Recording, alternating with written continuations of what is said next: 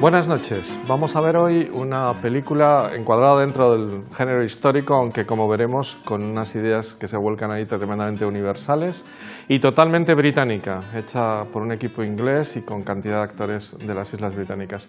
Es El león en invierno, esta historia de Enrique II, Leonor Plantagenet, su mujer, de Ricardo Corazón de León y Juan Sin Tierra, sus hijos, etcétera, que luego les haremos un poquillo. La película decía desde el principio que es totalmente británica, porque desde el director hasta el director de la banda musical, la banda sonora, hasta todos los actores menos Katharine Hepburn son de las Islas Británicas. El director es Anthony Hervey, o Anthony Hervey. Es un director poco conocido, que no ha tenido demasiadas películas en su haber. Prácticamente son dos las que realmente son muy buenas. Esta, El león del invierno, que lo hizo con 30 y pocos años, y El zoo de cristal, que fue una película hecha para la televisión. Ambas películas son realmente muy buenas también por las actuaciones, porque él realmente cuando coge una obra de teatro y la lleva a la pantalla, lo hace muy bien y además cuenta con actores muy buenos. De todas maneras, era un montador soberbio, ¿eh? Es el montador de muchísimas películas, entre las que destacaré Teléfono rojo, Volamos hacia Moscú, la célebre película de Kubrick, y una de Martin Reed que me gusta bastante y que no cité el otro día al hablar de Martin Reed, que es El espía que surgió del frío. Ambas películas demuestran que era un muy magnífico montador antes de ser director. Y además fue actor, de hecho le conocerán, incluso aparece en su primera película haciendo de Ptolomeo, el jovencito hermano de Cleopatra, en César y Cleopatra, la versión de Claude Rains y Vivien Leigh. Bien, pues ese es Anthony Hervey, es un director realmente del que se puede decir solamente que era un magnífico artesano, un magnífico director de actores y que su producción es bastante reducida y que fue montador. Bien. La obra de teatro en la que se basa la película es de James Goldman. James Goldman estrenó la obra el año 66, 2 años antes de la película, y tuvo bastante éxito. De hecho, Rosemary Harris, que hacía el papel de Leonor, ganó el Tony ese año y estuvo 92 jornadas en el teatro londinense, que es bastante para lo que suele ser la media de las representaciones en Londres. James Goldman fue llamado por Harvey para hacer el guión y por lo tanto es un guión sobre la obra de teatro hecha por el mismo guionista, con lo cual realmente es sorprendentemente bueno y sorprendente. De hecho fue nominado a los Oscars, ganó el Oscar a Mejor Guión Adaptado del mismo, ¿no? Y otros muchos premios, el Globo, el BAFTA, etcétera. La película se centra en una reunión que tiene Enrique II Plantagenet, el célebre rey que mató a Santo Tomás Becket y que fue uno de los grandes creadores del Estado británico, un normando, en esas famosas luchas entre normandos y sajones, cuyo hijo célebre también es Ricardo Corazón de León, el que le sustituyó, y luego, como Ricardo murió, también le sustituyó otro hijo que es el célebre Juan Sin Tierra. Todos estos personajes, Leonor de Aquitania, su mujer, que antes fue reina de Francia, son personajes muy conocidos de la historia de Inglaterra, y no digamos nada el rey francés, que también aparece en la película, Felipe Augusto. Felipe II de Francia, Felipe Augusto, que es uno de los reyes más queridos por el pueblo francés, que hizo Francia también una nación poderosa. Bueno, vamos con los actores, porque toda esta producción no sería nada sin ese touch de force que son los actores de esta película, que son de lo mejorcito que se puede reunir delante de una cámara. De hecho, es la primera película de dos de ellos, de Anthony Hopkins y de Timothy Dalton, que luego tenían una larguísima carrera. Bueno, vamos con la primera actriz, que es Katharine Hepburn. Al hablar poco del director, podemos dedicarnos a hablar de esta actriz fenomenal, magnífica, considerada por muchos la mejor actriz de Hollywood. De hecho, el año 99 le dieron el título al American Film Institute de ser la estrella femenina más importante de la historia de Hollywood. Realmente Katharine Hepburn ha llenado la pantalla durante años y años y años, aparte de también que ha sido la más oscarizada de todas las actrices. Nadie ha conseguido 4 como ella, ¿no? La primera por Gloria de un día, el segundo Oscar lo consiguió por esta película, El león en invierno, luego consiguió, perdón, el año anterior lo consiguió por Adivina quién viene a cenar esta noche, son 67-68, y luego la última fue por El estanque dorado, pero ha sido nominada muchísimas más veces, ha ganado un montón de premios en el extranjero, etcétera, etcétera, etcétera. Era una actriz muy especial, tremendamente independiente, tremendamente autoritaria en el buen sentido de la palabra, deportista, atleta, y hasta el final de sus días estuvo jugando tenis y nadando. De hecho, sorprendió que durante el rodaje de esta película, que ya tenía 61 años, nadaba todos los días en el mar de Irlanda con el agua fríísima, ¿no? Una persona tremendamente liberal. Su madre había sido una de las grandes luchadoras por la libertad de las mujeres y ella ya desde los pequeños, cuando tenía 10, 12 años, participaba en manifestaciones de su madre sufragistas por el voto de la mujer, etcétera. Su padre era un gran médico urólogo y por lo tanto era de una magnífica familia de Connecticut, tenía dinero suficiente y se dedicó siempre al teatro porque le gustó muchísimo. Entró en Hollywood pronto y ya en los años 30 ya gana el primer Oscar, el 33, por Gloria de un día, Morning Glory, y se convirtió en una de las grandes actrices de la RKO. No tenía una cara así especialmente bella y por lo tanto nunca fue una estrella al uso, ni siquiera ella además huía de las cámaras, huía del glamour, no le gustaba ir a restaurantes donde estuviesen. Una vez le quitó la cámara a uno para hacer una foto que ya no le había dado permiso, tampoco concedía muchas entrevistas, no era muy popular en el mundo hollywoodiense y eso se notó porque hacer grandes actuaciones durante los años 30 y 40, sin embargo, no fueron años de éxito de premios, hasta que ya se hizo madura y ya la gente empezó a apreciarla muchísimo y a darse cuenta de la actriz increíble. Y también otra cosa, es una actriz que ha mejorado mucho a lo largo del tiempo. Al principio estaba muy dotada para la comedia, luego para el drama y cada vez aprendió a actuar más y sus mejores actuaciones son al final de sus vidas, a partir de La Reina de África, que son maravillosas. Bueno, la primera parte es en la RKO, hizo películas históricas como María Estuardo e incluso llegó a hacer de China en una película de chinita que se llama Estirpe de Dragón, sobre la célebre novela de Pearl S. Buck. Hizo películas muy interesantes como La gran aventura de Silvia, donde se disfrazaba de hombre. Siempre fue un poco marimacho también, le encantaba a veces de pequeña disfrazarse de hombre y ser la mandona del grupo de hermanos, que eran 6. Además, a raíz del suicidio de uno de sus hermanos, bueno, un suicidio, la familia dijo que era un accidente, en fin, le dolió muchísimo y de alguna manera le sustituyó, celebraba el día de cumpleaños el día de su hermano, en fin, una cosa bastante interesante de su vida. El caso es que hizo papeles tan interesantes como este del viaje de Silvia y algunos otros. Bien, al final, porque no tenemos mucho tiempo de seguir toda su obra, cuando la contrata la Metro, a partir de los años 40, ahí es donde desarrolla una serie de actuaciones espectaculares. No sé si se recordarán Historias de Filadelfia, que ella además había comprado los derechos. Era, como ven, muy independiente. Compró los derechos y dijo que se la daba a la productora si ella hacía el papel protagonista.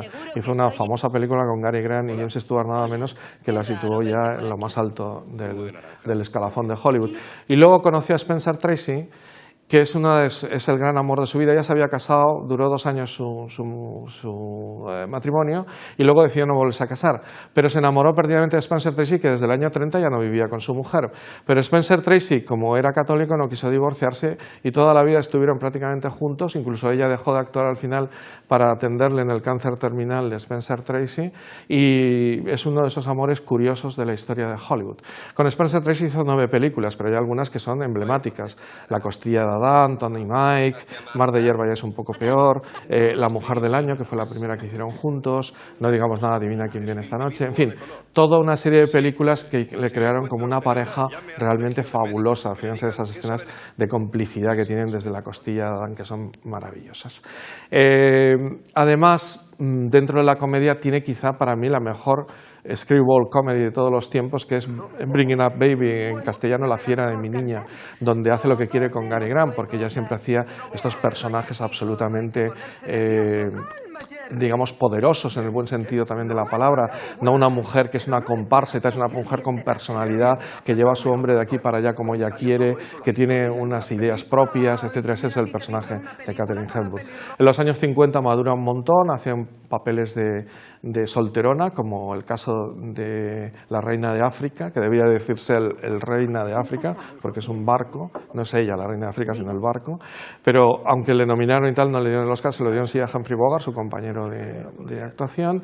Es también una que se llama El farsante, con Burt Lancaster, que también hace de solterona. Empieza a coger esos papeles ya de mujer madura que ya llegan en los años 60, las películas que hemos citado antes, Adivina quién viene a cenar esta noche, El león en invierno, y no digamos nada a posteriori en El estanque dorado, o su última actuación, ya con Parkinson y un poco... Siempre tuvo un cierto movimiento final, síntomas de vejez a partir de los años 80, que es la última versión de Tú y yo, con Annette Bening, que ella hace de la abuela de él, de Warren Beatty. Bueno, pues esa se llamó aquí una afán amoroso o algo así, Love Affair en inglés, pero es la última versión de Tú y yo. Bueno, esa es la gran Katharine Hepburn, la impresionante Katharine Hepburn, que en esta película está soberbia, haciendo además un papel a su medida, una de las mujeres más impresionantes que ha tenido la historia, Leonor de Aquitania. Tiene biografías, y quizá la única biografía que se lee todo el mundo de una mujer medieval es la suya, es famosísima, y fue reina primero de Francia, y se casó luego con el rey de Inglaterra, y como era la reina de Aquitania, de una parte importantísima del sureste francés, incorporó a la corona inglesa la Aquitania, con lo cual nada menos que eso. Y era 10 años mayor que el director. Aquí tenía 61 años, que es exactamente la edad que tenía Leonor Aquitania el año en 1183, que es cuando teóricamente se desarrolla la película. El pattern de ella, el touch de force, lo tiene con Peter O'Toole, que hace aquí de Enrique II. Peter O'Toole es un actor, un actorazo. Este es todo lo contrario con los premios. Le han nominado 8 veces y, sin embargo, nunca le han dado el Oscar. Al final le dieron un Oscar en el 2003 a toda una vida, y no quería ir a recogerlo porque todavía creía que tenía posibilidades. Sus hijos le convencieron y al final fue.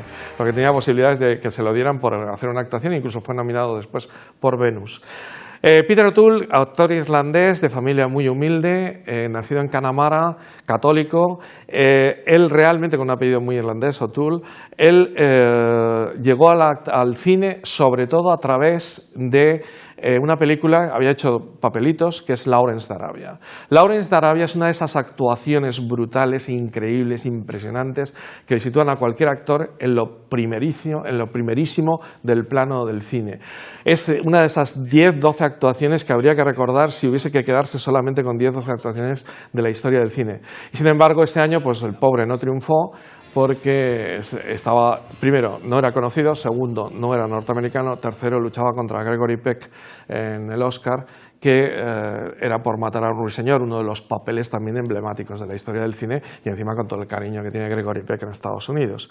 Con lo cual, lo mismo le fue sucediendo a lo largo del tiempo, porque además es una persona tremendamente fuerte, con un carácter difícil, que además los primeros años bebía un montón. En esta película, Anthony Hopkins y Peter O'Toole eran alcohólicos, y Katharine Hepburn fue la que consiguió que no bebieran durante toda la película. Estaba allí pendiente, como también en La Reina de África. Consiguió que Houston y Bogart, que se pegaban unas grandes cogorzas por la noche, al menos actuaran al día siguiente y dirigieran la película bien.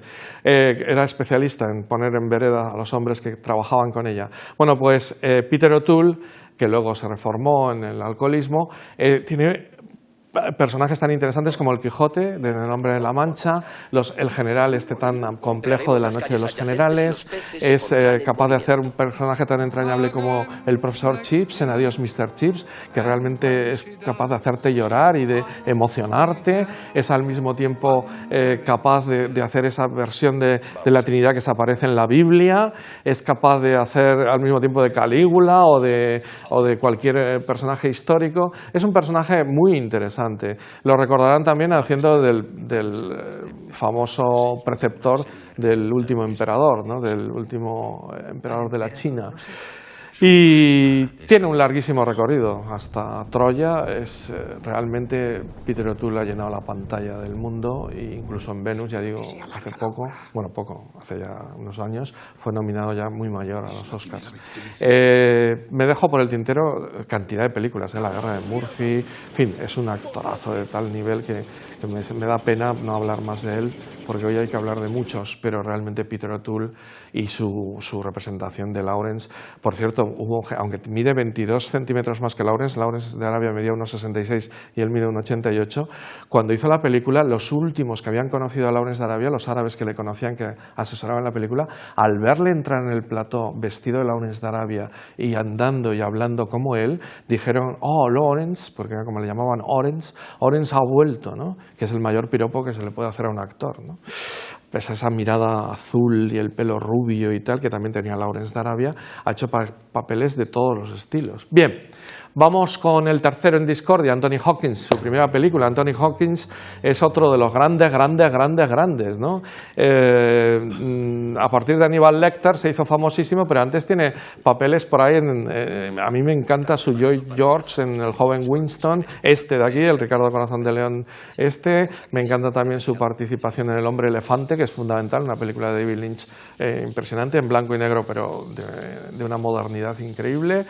Y aquí y allá, ¿no? Aparece en El puente lejano, tal. Bueno, cuando hace Hannibal Lecter ya se convierte en un actorazo. Yo siempre les digo a mis alumnos que entre el 91 y el 93, en 3 años, hizo estos 4 papelones que, fíjense ustedes solo en la mirada, para ver lo que es un grandísimo actor. No le maquillan demasiado, es su cara, y sin embargo, miren, la mirada de loco de Hannibal Lecter en El silencio de los corderos, la mirada de amor increíble de Shadowlands, de Tierras de penumbra, cuando le mira a Deborah Winger y ella le dice, por fin me miras como es debido, las miradas de Regreso a Hogwarts End, del dueño de una mansión, que así se llama la novela además, y que además es un hombre totalmente poderoso, o la mirada totalmente humilde y maravillosa de Lo que queda del día, del mayordomo. Eso en 3 años, o sea, es espectacular la capacidad que tiene Anthony Hopkins de actuar, y no digamos después que ya ha hecho tropecientas mil películas, ¿no? Fue nominado incluso como mejor actor secundario por Amistad, una película bastante mala de Spielberg, pero su actuación siempre es sensacional, ¿no?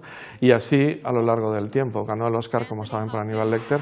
El Globo de Oro, curiosamente, le nominaron por Tierras de penumbra, porque ni siquiera fue nominado a los Oscars, pero allí fue nominado por Lo que queda del día. En fin, es un actorazo que todo el mundo conoce. Es galés y entró en el mundo del cine también de familia humilde gracias a Richard Burton, otro que a los 15 años le ayudó a entrar en el teatro. Por cierto, no lo he dicho, pero todos, absolutamente todos los actores que voy a nominar, excepto Katharine Hepburn, es decir, todos los ingleses, son del RADA, de la Real compañía de teatro inglés más importante. Todos actuaron en el RADA y todos comenzaron ahí. Bueno, Anthony Hopkins, voy a dejarlo porque llega hasta nuestros días. Tiene papeles incluso tan raros como Titus, en la versión de Shakespeare, la única que se ha llevado al cine. En fin, tropecientos mil, es que lo verán en todas partes porque se ha hecho famosísimo. Hizo también un remake de Hannibal Lecter, etc. Bueno, un remake no, un colofón, ¿no? Una segunda parte. Vamos con Timothy Dalton. Timothy Dalton, supongo que le conocerán todos por ser el 007, el James Bond, entre Roger Moore y Pierce Brosnan. Finales de los 80, principios de los 90, es el cuarto James Bond, un personaje que siempre ha hecho que sus actores suban un montón. Sin embargo, aquí en la primera película, haciendo del rey Felipe Augusto, está sensacional. Anthony Hopkins no lo he dicho, pero hace de Ricardo Corazón de León. Timothy Dalton, luego hizo en Cromwell, le encantan las películas históricas, las hace muy bien, El príncipe Ruperto, luego de Rey de Saboya en La puta del rey, luego hizo también mucha televisión, aparece por ejemplo, es el Red Battle, el sucesor de Carl Gable, en Scarlett, la célebre post de lo que sucedió después de Lo que el viento se llevó, que fue una gran película para la televisión, y también aparece muchísimo pues en esas pues series que hay por ahí, en fin, hace cantidad de papeles en todas partes.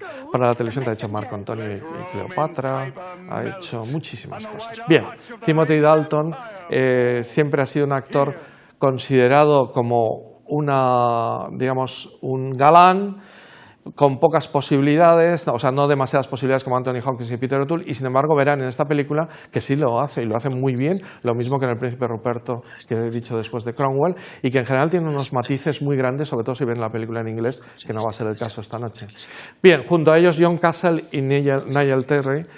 John Castle es un actor quizá menos conocido, aunque se hizo famoso en la serie Yo, Claudia, haciendo el papel de Póstumo.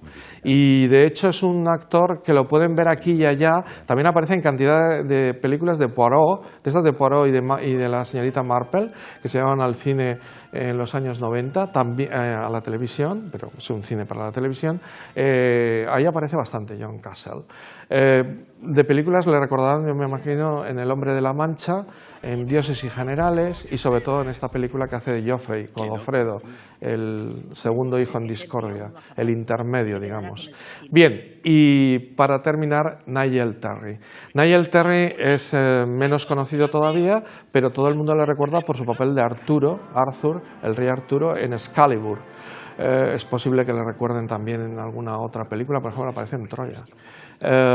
Pero es menos conocido todavía que los anteriores, porque tanto John Cassell como Nigel Terry han hecho mucho teatro, y como todos estos grandes actores británicos suelen trabajar solo en películas británicas y sobre todo en teatro. Bueno, y para terminar, Jane Merrow, que hace aquí de Alais, la hermana del rey de Francia, que a su vez es amante del personaje de Peter O'Toole, de Enrique II. Por cierto, no he dicho que Peter O'Toole es la única persona en la historia del cine que ha hecho el mismo personaje 2 veces en 2 películas distintas y con años de separación, porque hace de Enrique II Plantagenet también en la película Beckett.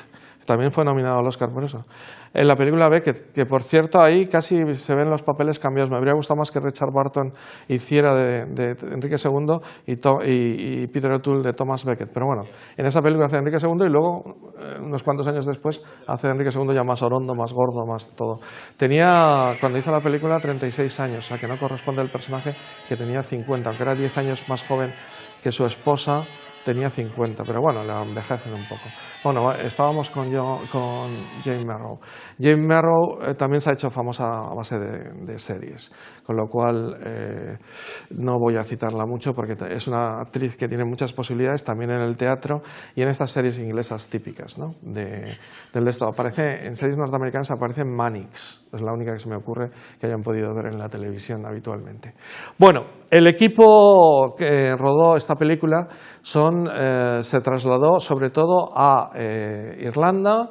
Se rodó la mayoría en los estudios irlandeses y algunas tomas, por ejemplo el castillo es el castillo de Pembroke, que está en Gales, y son casi todo interiores rodados en estudio, interiores rodados en otras zonas de Irlanda. Y realmente el director de fotografía, Douglas Slocum, intentaba siempre buscar una luz especial, distinta, que él creía que había que buscarlo en las miniaturas, en los códices miniados de la Edad Media. Realmente no acaba de conseguirlo, no acaba de ser del todo como los colores que se ven ahí, pero sí que intentó de algún modo, cosa que también hicieron otros miembros del equipo. Por ejemplo, Peter Marton, que es el director de todo lo que es la dirección artística, intentó que los castillos fueran lo más realistas posibles, de tal manera, y toda la dirección artística, todo el atrecho, de tal manera que la gente viera que eran sitios donde la corriente de aire entraba por un lado, que iban sucios, que eran sitios bastante cutres comparado con los ambientes medievales que estamos acostumbrados en el mundo medieval. Tengan ustedes en cuenta que estamos en el momento del revisionismo histórico. El año 68 es el gran año del revisionismo histórico. Sobre todo en Inglaterra, es la última carga de Tony Richardson diciendo, bueno, la carga de la brigada ligera, la famosa carga de Balaclava, no fue como nos lo han contado, sino intentando hacerlo todo muy cutre, que no había nadie valiente, sino que el caballo se lanza solo, etcétera, etcétera, etcétera. Y entonces se revisa también Robin y Marian, el mito de Robin Hood y Marian, su mujer, cómo sería 20 años después, no cuando eran Robin Hood y tal, ¿no? Bien, esa es una película de Richard Lester que se llama así, Robin y Marian. Como pueden ver, es un año de revisionismo total. Y por cierto, también es el año del triunfo del cine británico. Ese año en los Oscars, de las 5 películas, 2 eran británicas y la otra italianas. Es el año más internacional, más europeo. La italiana era Romeo y Julieta de Zeffirelli y la otra que competía por los Oscars y que ganó es Oliver, de Carol Reed. Con lo cual, de las 5 películas nominadas a la mejor película de los Oscars, 3 eran europeas. No ha ocurrido jamás. Y 2 británicas, y gana una de las británicas. Bien, El León en invierno se llevó el mejor Oscar al mejor guión adaptado, a la mejor banda sonora de la que hablaré después, a John Barry y Katharine Hepburn, pero luego estaba nominada a muchísimas. Bueno, pues Peter Marton intentó hacer, digamos, una Edad Media más pegada a la realidad y le ayudó Margaret Fuchs, que es la directora de vestuario, que intentó hacer un vestuario marrón, sacado un poco de lanas, de cosas muy poco, no nada de la princesa típica vestidita con el cucurucho y tal, de las películas tipo Ivanhoe, sino, digamos, intentando llegar más a la realidad medieval. Por cierto, Katharine Hepburn, que era bastante culta, como he explicado, le explicó que Leonor de Aquitania, se documentó mucho por ella, había estado en Oriente y como había conocido en Oriente y los lujos de Oriente, probablemente habría comprado ropas orientales y le convenció de que ella fuera con colores más vistosos, y así aparece en la película. Bien, vamos con el último miembro del equipo, que es uno de los grandes genios de la historia del cine, John Barry. John Barry es el genial compositor de bandas sonoras. Sus bandas sonoras son impresionantes. Él nació en York, en Yorkshire, es también británico, pero al final acabó, aunque vivió en España unos cuantos años, se trasladó por el tema de impuestos, curioso, ¿no? Se trasladó a Estados Unidos y vivió en Estados Unidos al final de sus días porque hizo bandas sonoras tan famosas como Memorias de África o Bailando con Lobos, que son dos de las bandas sonoras más impresionantes de la historia del cine. Ya antes había ganado el Oscar por esta. Estos dos son dos Oscars, tienen un montón más, pero solo voy a citar los Oscars.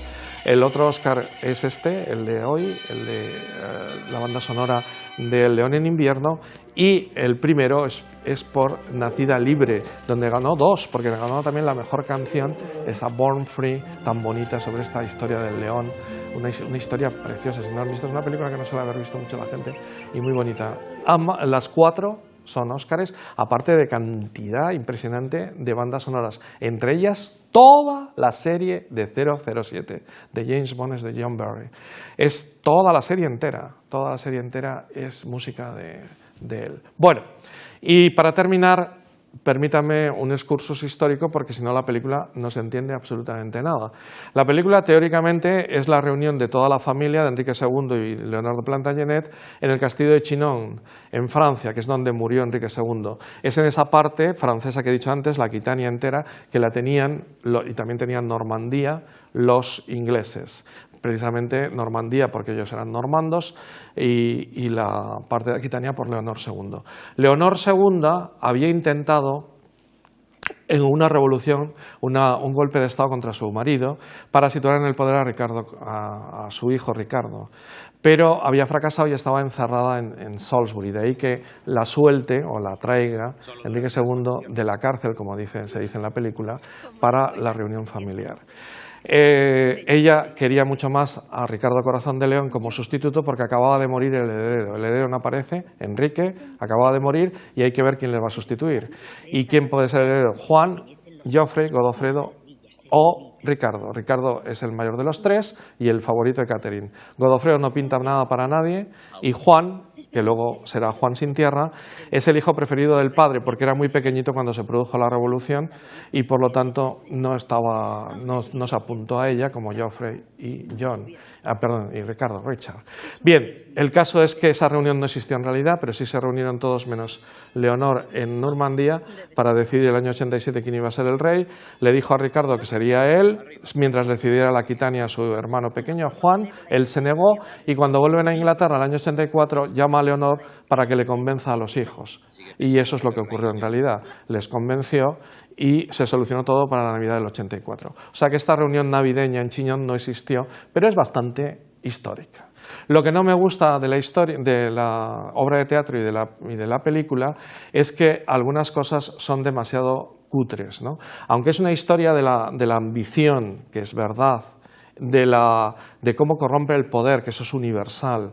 Es una historia de cómo la gente no tiene ni primeras ni segundas intenciones, sino terceras intenciones. Es una maravilla de diálogos entre ellos, por eso no cito ninguna escena, porque tienen que disfrutarla entera desde el principio y ver por dónde van los tiros continuamente. Una actuación soberbia de todos ellos, sin embargo se pasan a veces. Por ejemplo, hacer de Ricardo Corazón de León un homosexual cuando era uno de los mitos más importantes de Inglaterra es pasarse 4 pueblos, porque en buena medida además Ricardo Corazón de León no quiso casarse con Alai país que se la imponía su padre, la esposa del rey de Francia, porque era amante de su padre, o sea, con lo cual él tampoco quería, luego se casó con Berenguela de España, o sea, que realmente, y hacer de Felipe II Augusto su amante, en fin, o sea, eso para Francia es una torta en la cara, y que además ellos intervinieron muchísimo y protestaron un montón. Y no es cierto tampoco, o sea, con lo cual son algunas, digamos, pasadas de la propia, que hay que poner en el contexto de los años 68, 69, de estas revisiones históricas que les gustaba hacer un poco más allá de lo que era en realidad. Y para terminar, pues los que sepan historia sabrán que faltan las hijas. No sé por qué no están, porque bueno, la hija española, la que se llama Leonor, que estaba casada con Alfonso VIII de España y está enterrada en las Huelgas, estaba en España y no iba a ir a la reunión, pero había otros hijos. Bueno, en definitiva, la película de alguna manera es una visión que excede la historia sobre el poder, la lucha en una familia que tiene el poder, que podría ser cualquier presidente de los Estados Unidos o de cualquier otro sitio, que luchan entre ellos por la sucesión y que al mismo tiempo es una representación maravillosa de unos actores impresionantes con una música excelente en unas ambientaciones muy bien llevadas. La película al final fue un éxito, aunque tuvo muchísimos problemas. Harvey tuvo hepatitis, Anthony Hopkins se rompió un brazo y terminó con que Katharine Hepburn se rajó la mano con una puerta y dejó a todo el mundo asombrado porque acabó la escena y no quiso ir hasta el final del rodaje de ese día al hospital, de tal manera que aunque fue un rodaje accidentado, fue un rodaje magnífico que todos ellos recordarán como el inicio de alguna de sus carreras y sobre todo una película contundente y fenomenal para entender lo que es la ambición humana. Disfrútenla.